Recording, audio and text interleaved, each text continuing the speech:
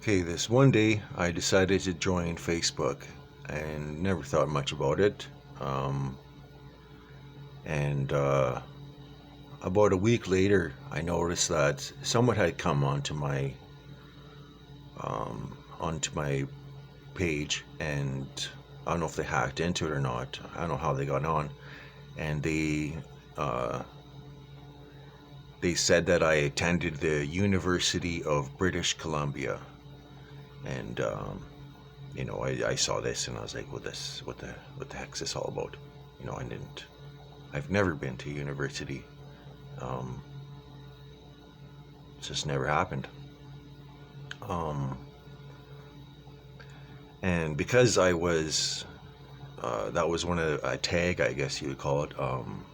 People that had also went to University of British Columbia. They uh, were on there too. And then when your friends start popping up because you went to that same place, your friends' profiles will start picking up. Oh, you may know this guy. You may know this person. This girl. This girl. And then suddenly, I started being friended by these individuals who went to University of British Columbia, and I just never, it's like this. This is weird. These people are friending me like they know me. Um, so whatever, I just didn't really think much of it. Started friending them, and um, this one girl, she friended me and was asking for pictures, and then I started having memories of her, of being in the University of British Columbia and sitting down with her, and she's showing me pictures of her that she had a profile. A photographer took a bunch of pictures of her. She's a pretty girl, and she was showing me all these different pictures she had. And then as I'm sitting there, a group of others wanted to come running by, and I talked to them, and I had a clear memory of being in this university. And then all these memories started coming back. It's like, how the hell did I go to university? This is, this. And the way I remember it is there was two. I was always had two individuals. There was two men in black suits that were basically, they guided me around. They brought me from. They set everything up. They all the classes were set up. I just had to basically just show up, which didn't seem like it wasn't an option. I basically had to be there. Um, and Acing everything. Everything was ace, ace, ace. Like it just, I would go to a course, sit in the class, read the textbook, and before the end of the first class, I had read the textbook at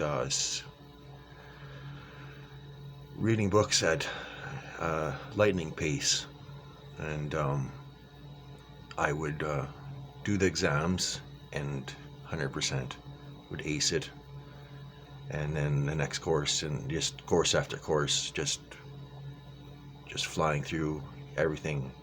Doctor, lawyer, like everything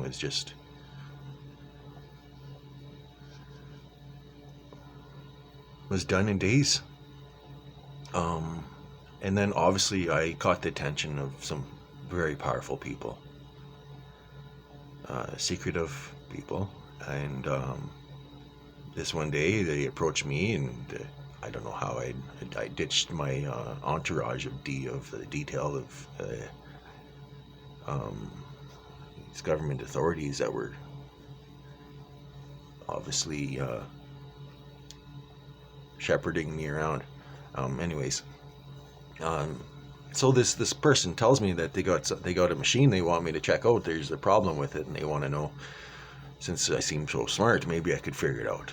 I'm not sure how I got to this location, but you know, they obviously um, black, you know, they found a way to get me there without seeing where I was going and getting me into a building without me knowing, you know, just cover your face up, or however it was done. It was done. I don't remember how I got to there.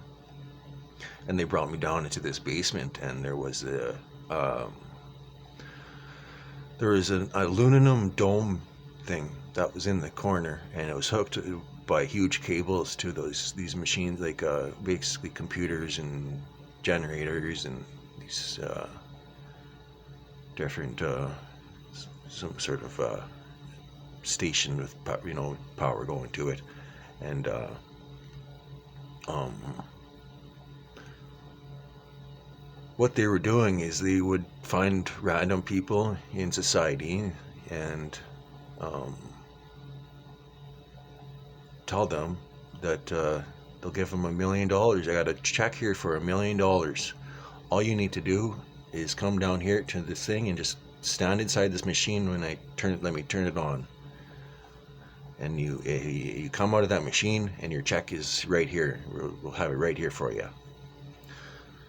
So they do that. The person stands in the machine, they turn it on and fire it up, and the person vanishes, disappears. What they were trying to do is build a time machine, and they wanted to see if I could figure out where these people were going. And so I took, you know, I took notes, you know, checked everything out. They let me leave. Obviously, they showed me something that probably, like, um, you're not going to tell anyone about this, are you? We're not going to have to kill you, are we? Let me try helping you find these people. They had a drawer, basically. They said that they showed me with checks, and it was full of checks. All of the people that have stepped in the machine. That's maybe we turned this frequency. You know, they wanted to see if it was working when when they changed things. But all they were doing is filling a drawer with $1 million checks. And I promised I'd help, and they let me go. I went back to school, did my things, and ended up getting a grant, like an award grant or some kind of, I forget what they call it, but they gave me $10,000 for all the smartness of that you have graduating. And with that, I knew I needed an aluminum. I knew this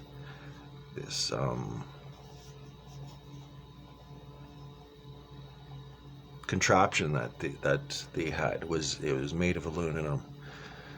So I started looking for a source of an aluminum, some sort of aluminum container, and searching through newspapers, and I come across this one ad is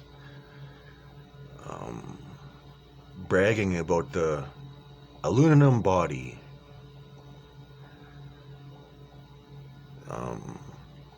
The DeLorean, an aluminum DeLorean, all kind of for sale. A little, you know, needs work. Aluminum body, and I was like, okay. And it was, I had the money to buy that, and a trailer, and a small old truck, and I towed that off into the distance of this farm where kind of I was being kind of raised. You know, but this is later on they didn't really know, you know, they kind of lost the power to, you know, keep me a scared little boy. Anyways, I towed that car to the farm, put in the garage. First thing I did is I ripped out all the interior, replaced all the wiring with aluminum. I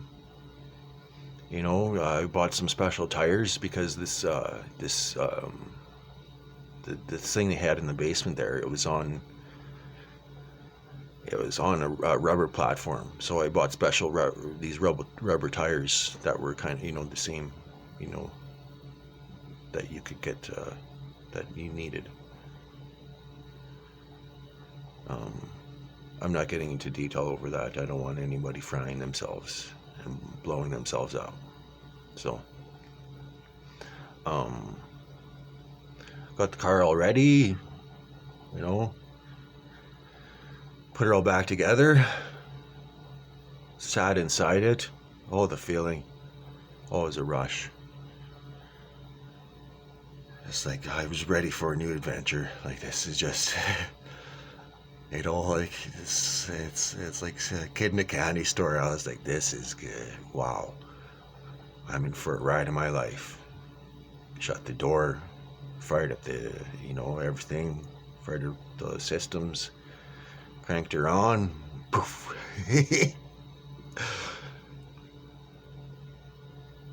I wasn't in the garage anymore. I had moved. I was still inside of the car, but I was in another atmosphere. This is where I'll stop, and the story will continue from here, because the rest might be too much to handle for you. So we'll just keep it simple for now. All right. Have a great day.